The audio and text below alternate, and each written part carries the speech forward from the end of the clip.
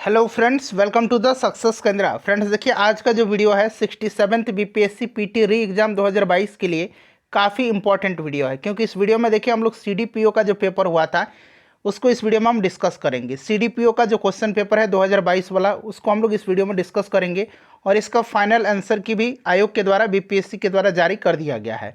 तो बिल्कुल बीपीएससी का जो आंसर है, आयोग ने जिस उत्तर को माना है उसी को इस वीडियो में हम कवर करेंगे। तो चलिए शुरू करते हैं आज का सेशन। पहले प्लीज़ वीडियो को लाइक कर दीजिएगा। देखिए, आज का सेशन का पहला प्रश्न है, थोड़ा सा मैं जूम कर देता हूं। देखिए, पहला प्रश्न पढ़ेंगे। पहला प्रश्न है कि निम्नलिखित में से किसने अनुच्छेद 370 हटाने का समर्थन किया था। यहाँ पर देखिए 5 ऑप्शन होते हैं, आपको पता है। ऑप्शन ई जो होता है, उपरोक्त में से कोई नहीं और उपरोक्त में से एक से अधिक। तो ये ढक भी जाएगा, तो आपको पांचवा ऑप्शन जो है वो आपको पहले से पता है। तो यहाँ पर देखिएगा, पूछा गया है कि अनुच्छेद 370 हटाने का समर्थन जो है किस पार्टी ने किया था। तो फ्रेंड्स, ये किसने किया था? तो ये किया था बीएसपी ने। ठीक है, किसने किया था?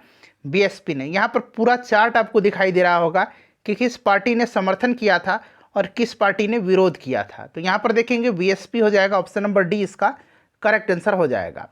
उसके बाद देखिए, दूसरा प्रश्न है कि नागरिकता संशोधन बिल का समर्थन निम्नलिखित में से किसने किया था। तो ये किया था जेडीयू ने किया था। ठीक है, चलिए उसके बाद देखिएगा, तीसरा प्रश्न है यहाँ पर कि किस राजनीतिक दल ने मुस्लिम महिला विवाह अधिकार संरक्षण बिल 2019 का राज्यसभा में समर्थन किया था। तो इसमें से जो हैगा कोई नहीं किया था। इनमें से कोई भी पार्टी जो है, इन्होंने जो है राज्यसभा में समर्थन नहीं किया था। ठीक है, मुस्लिम महिला विवाह अधिकार संरक्षण बिल 2019 का, इसलिए ऑप्शन नंबर ई इसका राइट आंसर हो जाएगा। इनमें से कोई नहीं। चलिए उसके बाद देखिएगा कि पटना हाईकोर्ट के मुख्य न्यायाधीश कौन है। तो ये संजय करोल हैं, न्यायाधीश संजय करोल राइट आंसर इसका हो जाएगा। चलिए देखिए, यहाँ से जो है 67th बीपीएससी पीटी में जो है 2-3 प्रश्न पूछे जा सकते हैं। ऐसी पूरी संभावना है कि यहाँ से 2-4 प्रश्न आपके एग्जाम में देखने को मिलेंगे ही। चलिए उसके बाद देखिएगा, क्वेश्चन नंबर 5 है कि और दृष्टि का मैं सेट कल करवाया था, जो एक्सपेक्टेड क्वेश्चन का सेट है वो कल मैंने कवर करा दिया था, देख लीजिएगा। बिहार का पंचायती राज मंत्री कौन है। तो देखिए, पंचायती राज मंत्री अगर अभी वर्तमान में बात करें तो अभी वर्तमान में जो है कौन है, तो मुरारी प्रसाद गौतम है। ठीक है, तो इनमें से कोई नहीं, अभी के हिसाब से आंसर हो जाएगा। लेकिन उस समय जो थे, उस समय सम्राट चौधरी थे, लेकिन अभी वर्तमान में सम्राट चौधरी नहीं है। आपको भी पता है कि जो एनडीए का और बीजेपी का, एनडीए और का भाजपा और जो जेडीयू का गठबंधन था वो टूट गया है और नई सरकार बनी है। तो अब नई इसमें जो है पंचायती राज मंत्री बने हैं।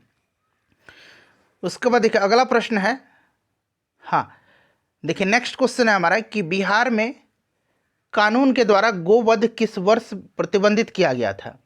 तो देखिए, ये प्रतिबंधित किया गया था 1955 में। 1955 में जो है कानून के द्वारा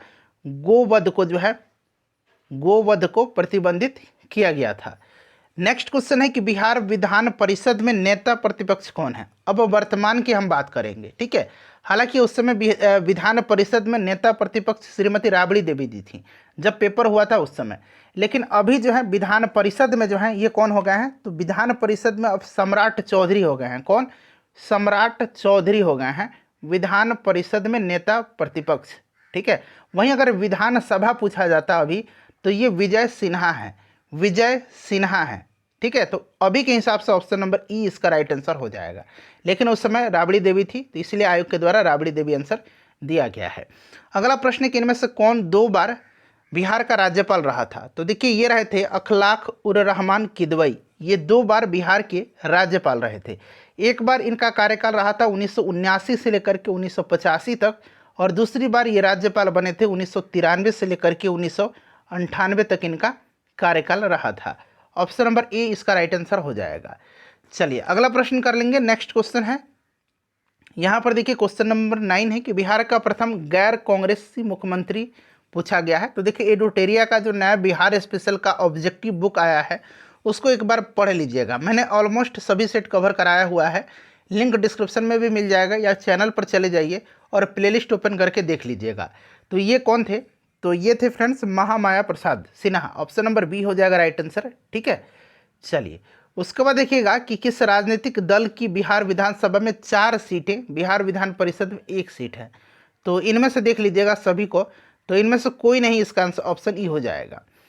अगला प्रश्न है कि इंडियन इकोनॉमिक क्राइसिस पुस्तक किसने लिखी है। इंडियन इकोनॉमिक क्राइसिस पुस्तक किसने लिखी है? तो फ्रेंड्स इस पुस्तक को लिखा है किसने? तो सीटी कुरियन ने।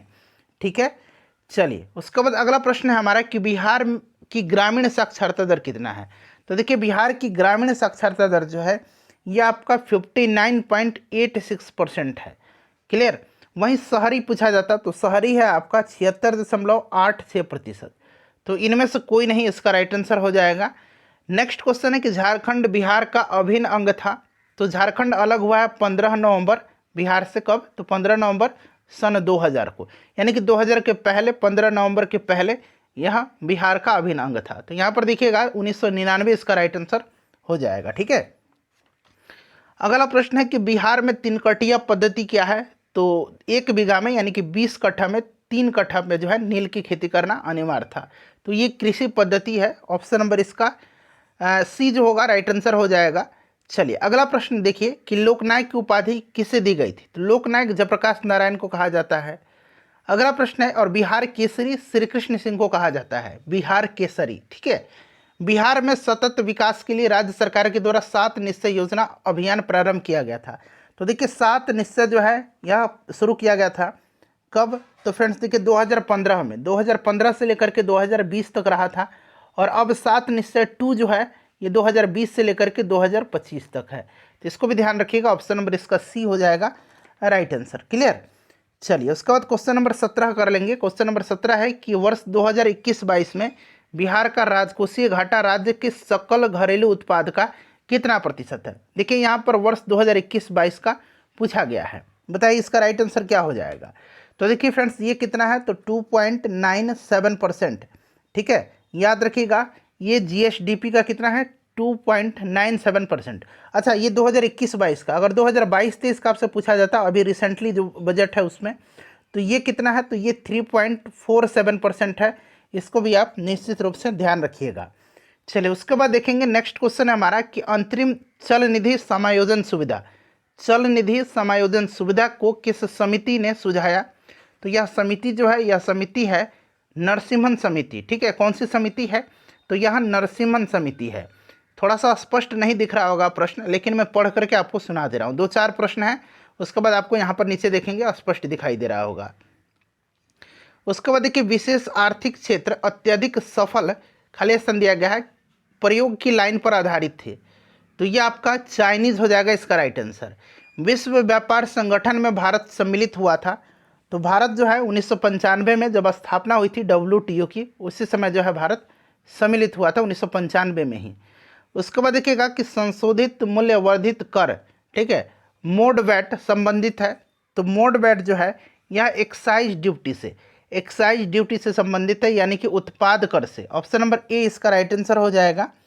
चलिए उसके बाद अगला प्रश्न कर लेंगे। नेक्स्ट क्वेश्चन है हमारा कि रैयतवाड़ी व्यवस्था प्रारंभिक रूप से, प्रश्न को ठीक से पढ़िए, प्रारंभिक रूप से कहाँ पर प्रारंभ की गई थी। तो देखिए प्रारंभिक रूप से यह तमिलनाडु में, मद्रास में यह प्रारंभ की गई थी। ठीक है। चलिए उसके बाद देखिएगा कि नेफेड क्या है।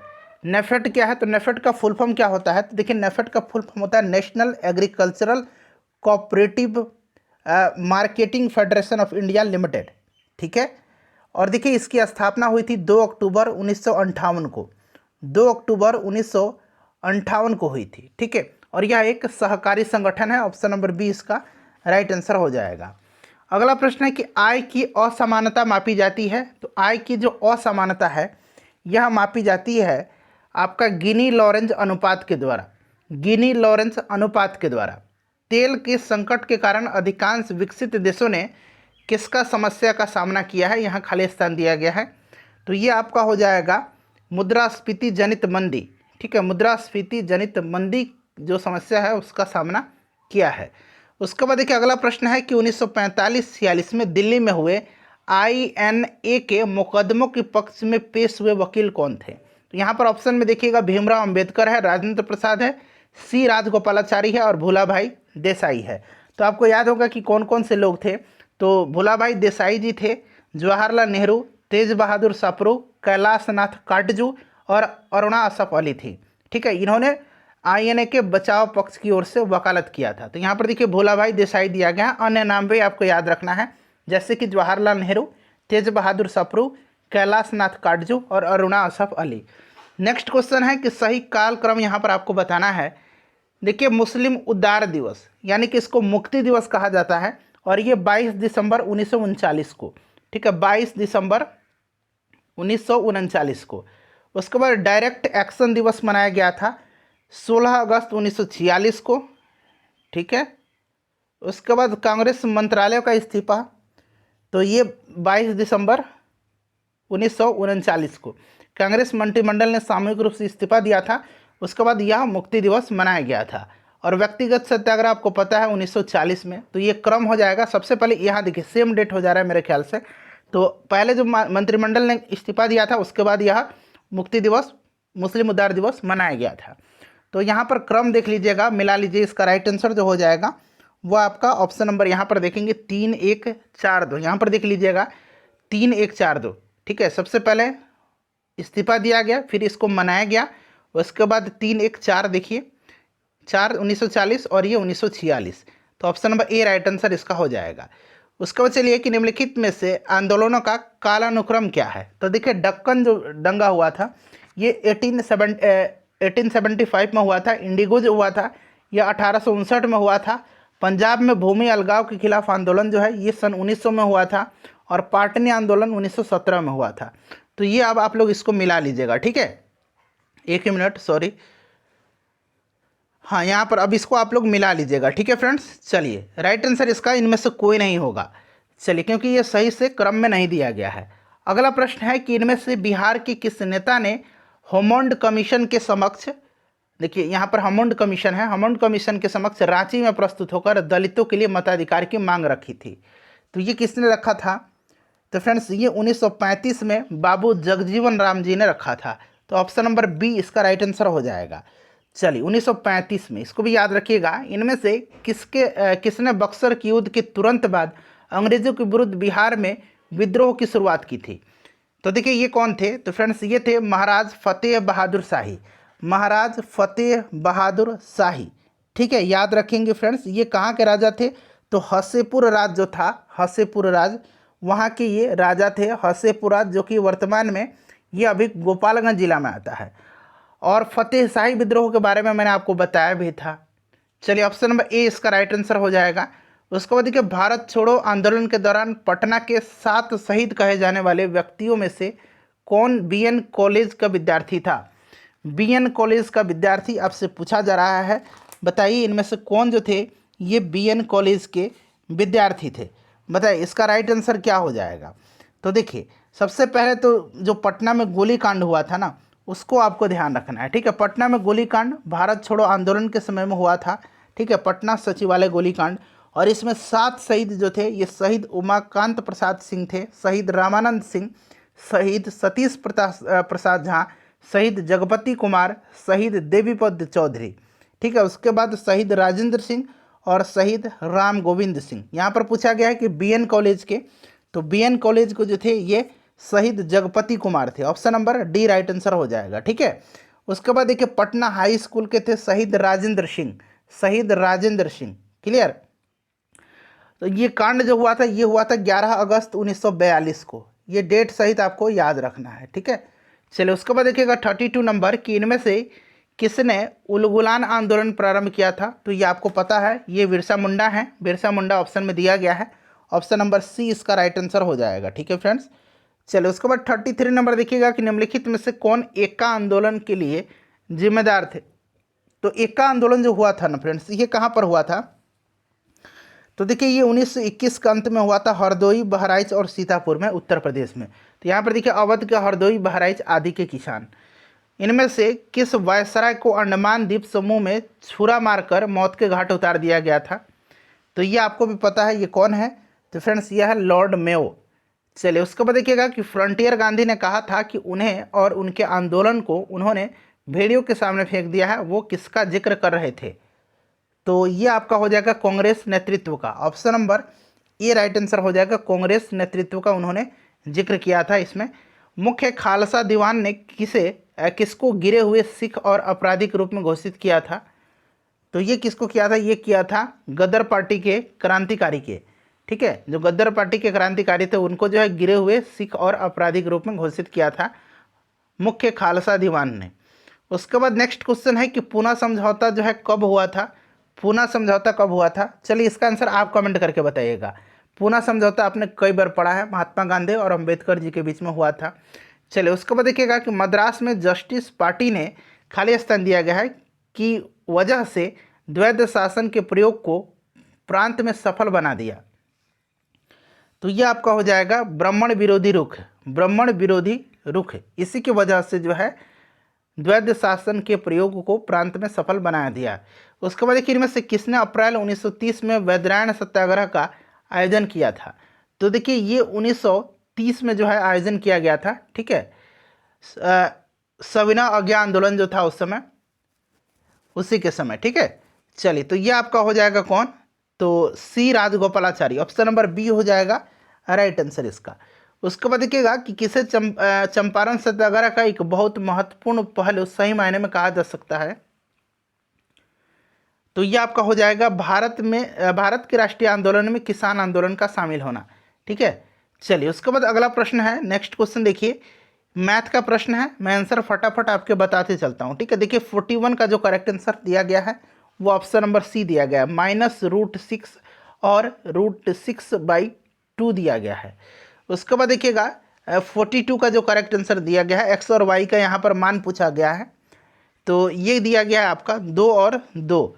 उसके बाद देखिए 43 का जो करेक्ट आंसर दिया गया है, प्रश्न को देख लीजिए एक बार, इसका करेक्ट आंसर दिया गया है डी, यानी कि 2 इसका आंसर दिया गया है। उसके बाद चलिए 44 का जो करेक्ट आंसर दिया गया है वो आपका दिया गया है ऑप्शन नंबर ए दिया गया है। उसके बाद देखिए 45 यहाँ पर है, 45 का जो करेक्ट आंसर दिया गया है, यहाँ पर देखिए ये 2, 3, 6, 18, फिर यहाँ क्वेश्चन मार्क है और फिर यहाँ 1944 में है, तो यहाँ पर लुप्त जो है वो आपसे पूछा गया है। तो इसका जो आंसर दिया गया है वो आपका दिया गया है कितना? तो फ्रेंड्स ये दिया गया है आंसर आपका ऑप्शन नंबर सी 108, ठीक है। उसके बाद देखिए 46 का जो आंसर दिया गया है वो आपको दिया गया है ऑप्शन नंबर बी दिया गया है। चलिए 47 का देख लीजिएगा, 47 का जो आंसर दिया गया है ये भी ऑप्शन नंबर बी दिया गया है 17।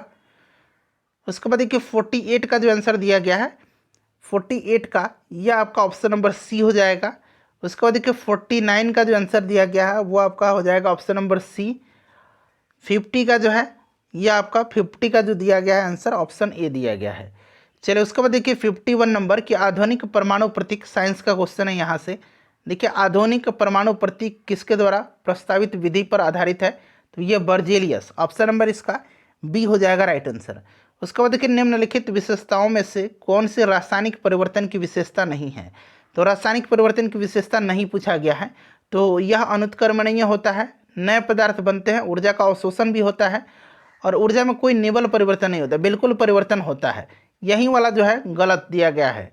उसके बाद देखिए ऐसे पदार्थ जो बिना रासायनिक प्रतिक्रिया के अन्य पदार्थों से नमी को आसानी से अवशोषित कर लेते हैं उनको क्या कहा जाता है? तो उनको कहा जाता है जल शुष्कक, ठीक है, जल शुष्कक उनको कहा जाता है। कार्बन मोनोऑक्साइड से प्रदूषित वायु में सांस लेना खतरनाक है, क्योंकि तो देखिए कारण क्या है इसका? तो CO हीमोग्लोबिन के साथ संयोजन करता है। देखिए साइंस वाला, बिहार स्पेशल का और करंट का ये प्रश्न ध्यान से जरूर देख लीजिएगा। चलिए उसके बाद देखिएगा नेक्स्ट क्वेश्चन है हमारा कि खाली स्थान दिया गया है कि अभ्यास से जानवरों के क्लोन तैयार किए जाते हैं। तो ये किए जाते हैं आपका जैव प्रौद्योगिकी के अभ्यास से। अगला प्रश्न है कि निम्नलिखित में से खाली स्थान दिया गया है आम के पौधे और बंदर दोनों की कोशिकाओं में पाया जाता है। तो फ्रेंड्स यह जो है क्या है? तो यह है आपका कोशिका झिल्ली, जो पादप में भी है और जंतु में भी है। अगला प्रश्न है कि मांसपेशी को हड्डी से जोड़ता है, उसको क्या कहा जाता है? तो यह जो है जोड़ता है, इसको क्या कहा जाता है? इसको कहा जाता है कंडरा, ठीक है, याद रखिएगा। उसके बाद देखिए फूल का खाली स्थान दिया गया फल बनता है। तो इस तरह से प्रश्न बीपीएससी में जो है पुष्प से पूछा जाता है, अंडाशय इसका राइट आंसर हो जाएगा। उसके बाद देखिएगा दिया गया है, हाँ यहाँ पर देखिएगा कि ये प्रश्न स्पष्ट नहीं पड़ा शायद क्या लिखा गया है, यह स्पष्ट नहीं हो पा रहा है। ठीक है, चलिए आगे बढ़ेंगे, इसको स्किप कर देते हैं। संक्रामक रोगों का सबसे सामान्य वाहक कौन सा है? तो ये आपका कौन सा है? मक्खी है। ठीक है, यहाँ मच्छी लिखा गया है। उसके बाद देखिएगा विटामिन ए का सबसे अच्छा स्रोत इसमें से, तो फ्रेंड्स ये आपका गाजर हो जाएगा। ठीक है, विटामिन ए का रासायनिक नाम रेटिनॉल है। कंधे पर पाया जाने वाला जोड़, यहाँ पर देखिए जो कंधा पर पाया जाने वाला जोड़ है, ये खाली स्थान दिया गया में भी पाया जाता है, यानी कि और किस में? कोहनी, नितंब, टखने, घुटने, किस में पाया जाता है? तो देखिए ये पाया जाता है आपका नितंब में। उसके बाद देखिए अगला प्रश्न है, नेक्स्ट क्वेश्चन है कि निम्नलिखित में से खाली स्थान दिया गया हमारे शरीर के तापमान को नियंत्रित करने के लिए सबसे अधिक सक्रिय रूप से कार्य करता है। तो ये आपको भी पता है, जो त्वचा होता है यह कार्य करता है। देखिए खमीर का उपयोग खाली स्थान दिया गया है कि उत्पादन में किया जाता है, तो राइट आंसर इसका हो जाएगा आपका शराब हो जाएगा। ठीक है, चलिए उसके बाद नेक्स्ट क्वेश्चन है कि एक जिप्टो बराबर होता है, तो फ्रेंड्स यह होता है आपका 10⁻⁻21। उसके बाद चलिए अगला प्रश्न कि पेंडुलम की समय अवधि यानी कि दोलन काल होती है, तो ये आपका 2 सेकंड हो जाएगा करेक्ट आंसर इसका। बैरोमीटर की ऊंचाई में अचानक वृद्धि जो है यह इंगित करती है, तो अचानक वृद्धि जो है अत्यंत शुष्क मौसम का, ठीक है, और अचानक जब गिरावट तेजी से होगा तो तूफान आने का संकेत करता है। उसके बाद देखिएगा कि बहुत ठंड के मौसम में पानी का, यहाँ पर देखिए खाली स्थान दिया गया, जलीय जीवन को सुरक्षित करने में मदद करता है, तो ये आपका हो जाएगा विस्तार, पानी का विस्तार। उसके बाद देखिए नेक्स्ट क्वेश्चन है कि निम्नलिखित में से ग्रीन हाउस कौन सी है? तो इनमें से सभी जो है ग्रीन हाउस गैस ही हैं, तो ऑप्शन ई हो जाएगा इसका। नाई की दुकान में 2 समतल दर्पण रखे जाते हैं, राइट आंसर इसके क्या हो जाएगा? तो फ्रेंड्स यह जो रखे जाते हैं समतल दर्पण, आपने देखा भी होगा, एक आगे लगा होगा और एक पीछे लगा रहता है, तो ये आपका एक दूसरे के समानांतर में होता है। उसके बाद देखिएगा और प्रतिबिंब अनंत बनता है उसमें। बिल्ली के सुनने की आवृत्ति का परिसर क्या है? तो ये आपका 45 हर्ट्ज से लेकर के 64 किलो हर्ट्ज तक। ठीक है, याद रखेंगे इसको। चलिए उसके बाद नेक्स्ट क्वेश्चन कर लेंगे, क्वेश्चन नंबर 72 कि पृथ्वी में के चुंबकीय क्षेत्र में रखे गए जो दंड बार है चुंबक, जिसका उत्तरी ध्रुव भौगोलिक उत्तर की दिशा की ओर है, के चारों ओर उदासीन बिंदुओं की संख्या कितनी है? तो ये जो संख्या है 2 है। ठीक है, अगला प्रश्न करेंगे कि बड़े शोरूम और डिपार्टमेंटल स्टोर में इस्तेमाल किया जाने वाला जो विजिलेंस दर्पण होता है वो कौन सा दर्पण होता है? तो फ्रेंड्स यह होता है उत्तल दर्पण। अगला प्रश्न है कि एक सुचालक को दूसरे चार्ज किए गए सुचालक के पास बिना संपर्क बनाए चार्ज करने की प्रक्रिया क्या कहलाती है? तो यह प्रक्रिया जो है यह कहलाती है आपका कौन सा? यह कहलाती है प्रेरण कहलाती है। ठीक है, यह प्रेरण कहलाती है। चलिए उसके बाद देखिए मिश्रण के विभिन्न द्रवीभूत घटकों को उपयुक्त पदार्थ पर अधिशोषण द्वारा अलग करने की प्रक्रिया कहलाती है, तो ये कहलाती है आपका क्रोमेटोग्राफी। ठीक है, क्रोमेटोग्राफी के बारे में ऑलरेडी बीपीएससी में कई बार पूछा भी गया है। एक्सरे में वर्णाक्षर एक्स का मतलब क्या होता है? तो इसका मतलब होता है आपको भी पता है, इसका मतलब होता है अननोन। ठीक है, अज्ञात होता है। ऑप्शन नंबर इसका बी राइट आंसर हो जाएगा। उसके बाद देखिएगा नेक्स्ट क्वेश्चन है हमारा कि वाटर गैस का मिश्रण होता है। वाटर गैस किसका मिश्रण होता है? तो देखिए वाटर गैस जो होता है यह मिश्रण होता है कार्बन मोनोऑक्साइड और हाइड्रोजन का। ठीक है, याद रखेंगे CO+H2 का। उसके बाद देखिएगा कि किसके कारण पानी एक उत्कृष्ट शीतलक कारक है? तो ये आपका हो जाएगा विशिष्ट उष्मा, उच्च विशिष्ट उष्मा। ठीक है, चलिए उसके बाद देखिए कोलॉइड के कण के आकार की सीमा होती है, तो ये आपका 10⁻⁻7 मीटर से 10⁻⁻10 मीटर के बीच में। उसके बाद देखिएगा कि अक्रिस्टलीय कार्बन का शुद्धतम रूप है, तो यह शुद्धतम रूप कौन सा होगा? तो यह आपका दीपक के कालिक होगा। ठीक है, चलिए उसके बाद देखिएगा 81 नंबर है कि करंट अफेयर का क्वेश्चन है। नगोजी ओंकोजो-इवेला विश्व की प्रथम तथा अफ्रीका की भी प्रथम महिला हैं जिसे विश्व व्यापार संगठन का अध्यक्ष नियुक्त किया गया है। यह किस देश से संबंध रखती हैं? तो ये नाइजीरिया की हैं। ठीक है, option number C right answer हो जाएगा, ये नाइजीरिया की हैं। चलिए अगला प्रश्न करेंगे, करंट अफेयर का प्रश्न है। तालिबान ने अफगानिस्तान का नाम परिवर्तित करके नया नाम क्या रखा है? तो नया नाम रख दिया है क्या? इस्लामिक अमीरात ऑफ अफगानिस्तान। चलिए उसके बाद देखिएगा कि वर्ष 2021 का यूएस ओपन पुरुष एकल ग्रैंड स्लैम सर्बिया के नागरिक तथा विश्व के नंबर 1 खिलाड़ी को हरा करके किसने जीता है? तो फ्रेंड्स यह जीता है किसने? डेनियल मेदवेदेव ने। ठीक है, उसके बाद देखिए भारत में कोविशील्ड वैक्सीन का उत्पादन निम्नलिखित में से कौन सी दवा कंपनी बायोटेक्नोलॉजी कंपनी करती है? तो ये कौन सी कंपनी करती है? ये करती है serum institute of India private limited. उसके बाद देखिए नेक्स्ट क्वेश्चन है कि यहाँ पर देखिए सीपीईसी प्रोजेक्ट क्या है? तो देखिए सीपीईसी प्रोजेक्ट जो है यह क्या है?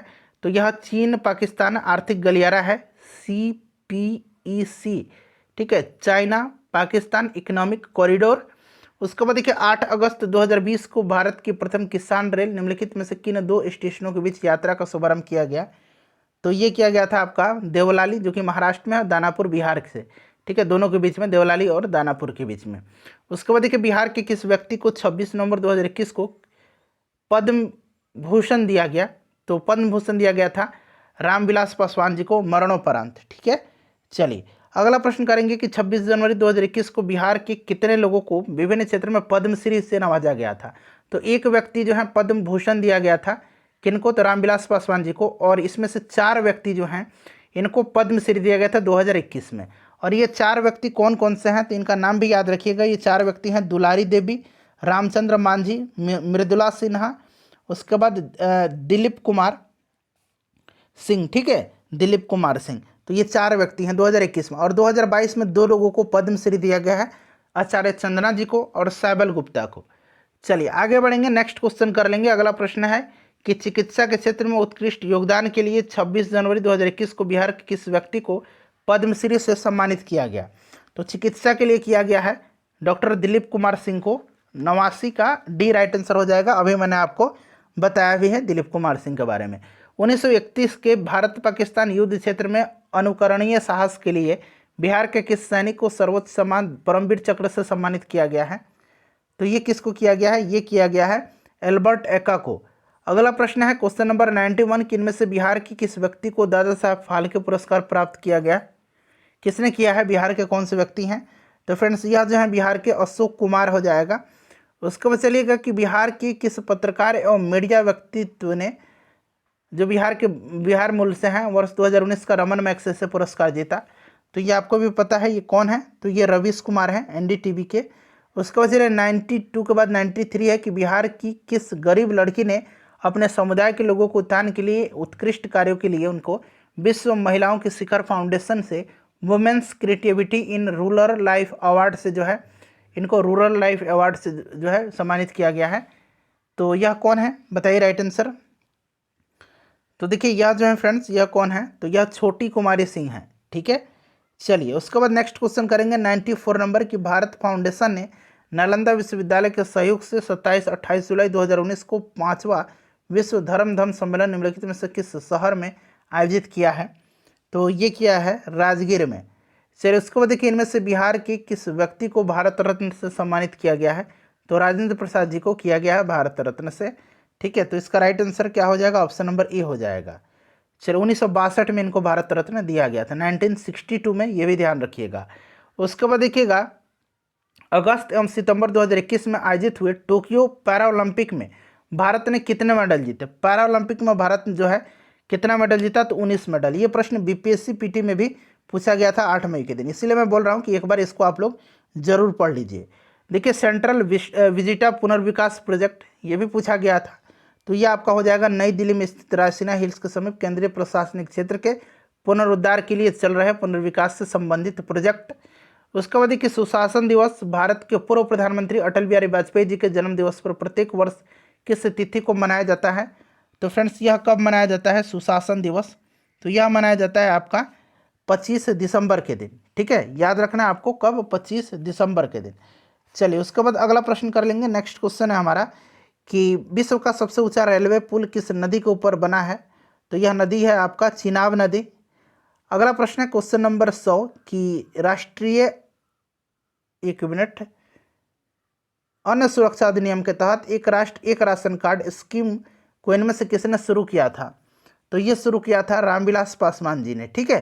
चलिए उसके बाद देखिएगा कि मिशन इंद्रधनुष जिसे वर्ष 2014 को शुरू किया गया था, यहाँ पर देखिएगा इंटेंसिफाइड मिशन इंद्रधनुष 3.0 स्कीम निम्नलिखित में से किससे संबंधित है? तो यह टीकाकरण से है। तो प्रत्येक बच्चे तथा गर्भवती महिला का टीकाकरण, ऑप्शन नंबर सी हो जाएगा इसका राइट आंसर। अगला प्रश्न है कि भारतीय पुरातत्व विभाग द्वारा किस राज्य में 900 वर्ष पुराने बौद्ध मठ का पता लगाया गया है?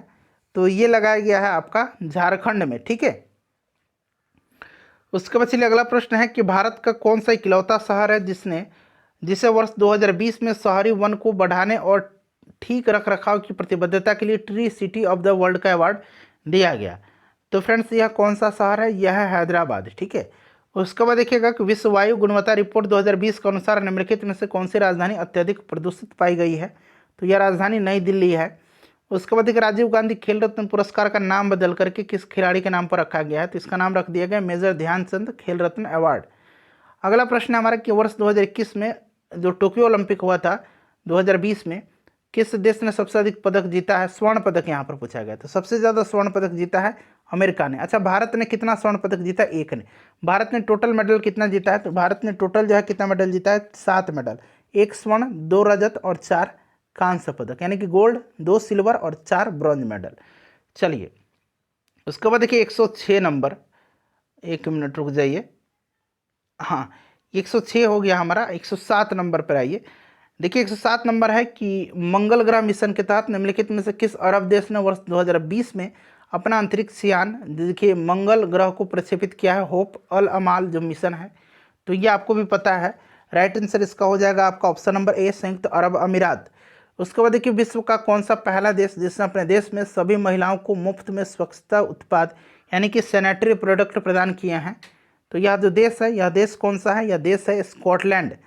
चलिए आगे बढ़ेंगे। नेक्स्ट क्वेश्चन है कि चतुर्भुज सुरक्षा समूह जिसको क्वाड कहा जाता है, ठीक है, निम्नलिखित में से किन देशों का समूह है? तो क्वाड जो है यह है आपका यूएसए, भारत, ऑस्ट्रेलिया और जापान का यह समूह है।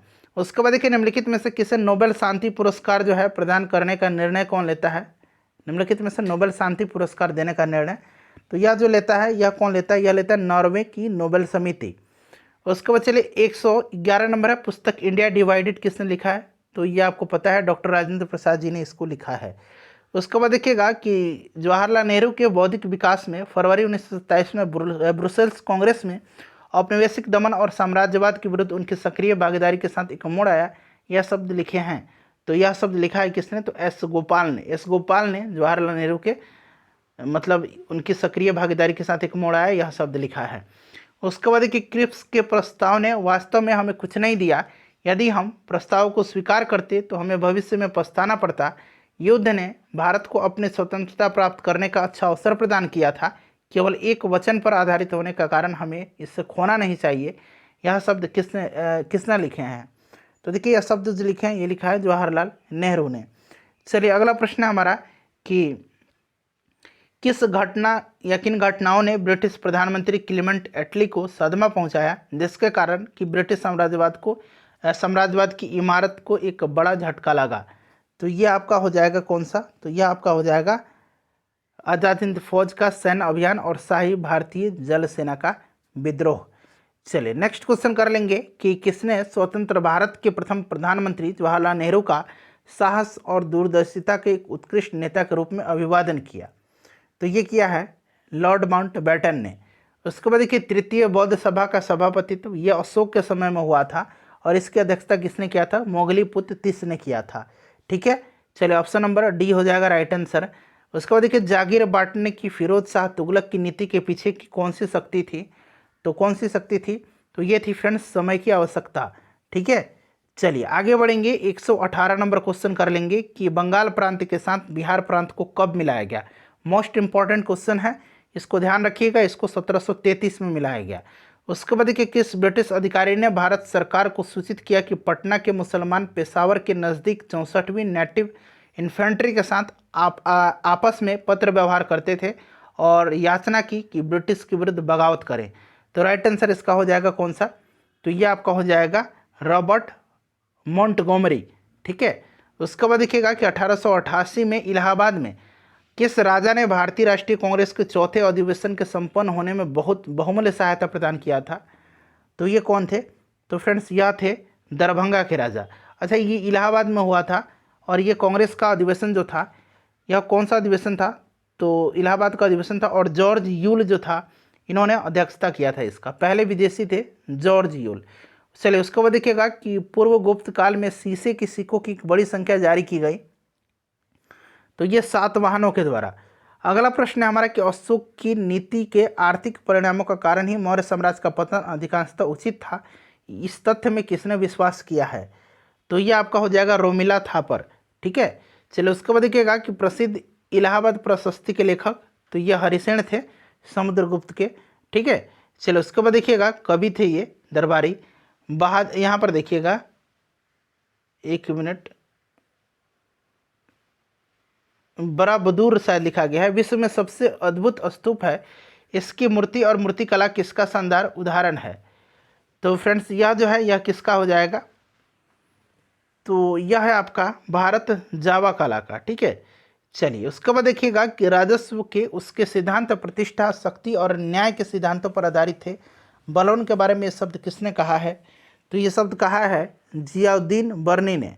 उसके बाद देखिएगा कि अलाउद्दीन खिलजी दिल्ली का प्रथम तुर्की सुल्तान था, जिसे धर्म को राज्य के अधीन लाने का और ऐसे घटकों से परिचय कराने का श्रेय जाता है जो सैद्धांतिक रूप में राज्य को धर्मनिरपेक्ष बताते हैं। ये शब्द किसने लिखे हैं?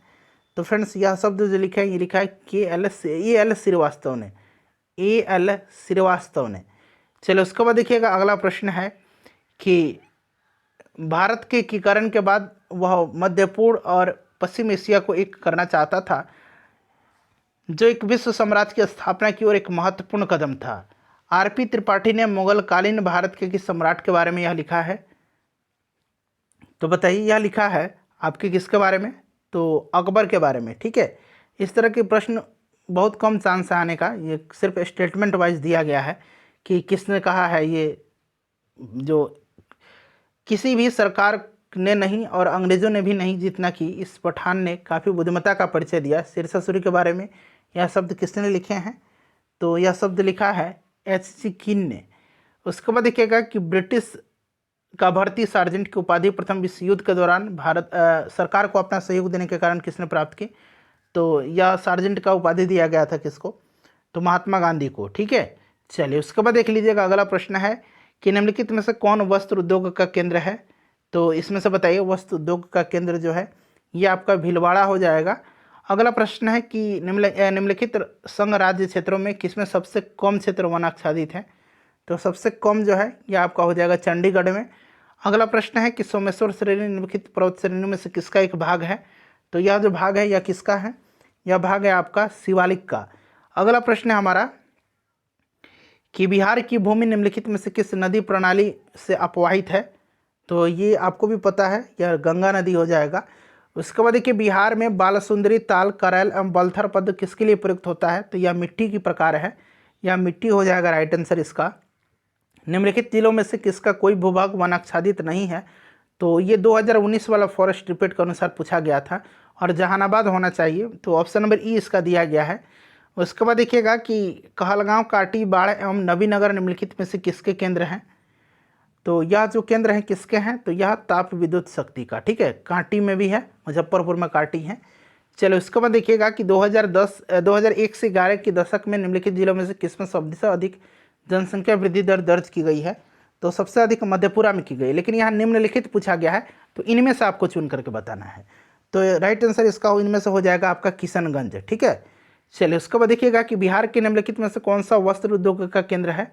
तो गया, भागलपुर, तो एक से अधिक इसका राइट आंसर हो जाएगा। उसके बाद देखिएगा निम्नलिखित में से कौन सी नदियां हैं, यानी कि इसमें से नदी कौन सा है? तो इसमें से नदी जो है मरे और डार्लिंग, ये ऑस्ट्रेलिया की नदी है। ठीक है, उसके बाद देखिए हैदराबाद शहर निम्नलिखित देशों में से किस में स्थित है? तो हैदराबाद कहाँ पर है? भारत में भी है, पाकिस्तान में भी है, अफगानिस्तान में भी हैदराबाद करके एक जगह है। तो ऐसे भी इसका एक से अधिक हो जाएगा, क्योंकि पाकिस्तान में भी है और भारत में भी है, अफगानिस्तान में भी है। एक बार आप सर्च कीजिएगा निम्नलिखित देशों में से किसमें कोयले का सबसे बड़ा संचित भंडार है? तो यह देश जो है यह कौन सा है? तो यह संयुक्त राज्य अमेरिका है। उसके बाद देखिए निम्नलिखित देशों में से कौन 2020 में गेहूं का सबसे बड़ा उत्पादक था? तो यह देश कौन था? तो यह देश चाइना हो जाएगा। उसके बाद चलिए अगला प्रश्न है कि निम्नलिखित में से कौन इलेक्ट्रॉनिक्स का सबसे बड़ा उत्पादक है? तो सबसे बड़ा उत्पादक जो है ये चाइना हो जाएगा राइट आंसर इसका। निम्नलिखित पर्वत श्रेणियों में से कौन गंगा के मैदान एवं दक्कन के पठार को विभाजित करता है? तो यह करता है आपका विंध्याचल श्रेणी। उसके बाद देखिए निम्नलिखित नदियों में से कौन पूर्व की ओर प्रवाहित नहीं होती है। तो देखिए पूर्व की ओर जो प्रवाहित नहीं होती है इसमें से नर्मदा है और गंगावली है। गंगावली कर्नाटक में बहती है, ये पश्चिम की ओर, और ये भी पश्चिम की ओर प्रवाहित होती है। तो एक से अधिक हो जाएगा। गोदावरी कृष्णा ये पूर्व की ओर प्रवाहित होती है, ठीक है। चलिए ये नहीं होती है, तो एक से अधिक राइट आंसर हो जाएगा। उसके बाद देखिए काली मिट्टी के लिए किस शब्दावली का प्रयोग होता है। तो काली मृदा को जो है रेगुर मिट्टी के नाम से भी जाना जाता है, ठीक है। और इसको यहाँ पर देखिए कपास वाली भी मिट्टी है, एक से अधिक इसका राइट आंसर हो जाएगा, ठीक है। चलिए उसके बाद देखिए 148 नंबर कि 2020 में भारत में निम्नलिखित फसलों में से किसका रकबा सर्वाधिक था। तो सर्वाधिक रकबा जो था यह आपका चावल का। उसके बाद चलिए अगला प्रश्न करेंगे कि निम्नलिखित राज्यों में से किसमें तांबा का सबसे बड़ा भंडार है। तो फ्रेंड्स यह राजस्थान में है। उसके बाद देखिए पूर्वी उत्तर प्रदेश बिहार के भाग निम्नलिखित मैदानों में से किससे सम्मिलित है, किसमें सम्मिलित हैं। तो ये मध्य गंगा का मैदान का। तो देखिए सभी प्रश्नों को मैंने कवर करा दिया। लाइक कर दीजिएगा, शेयर कर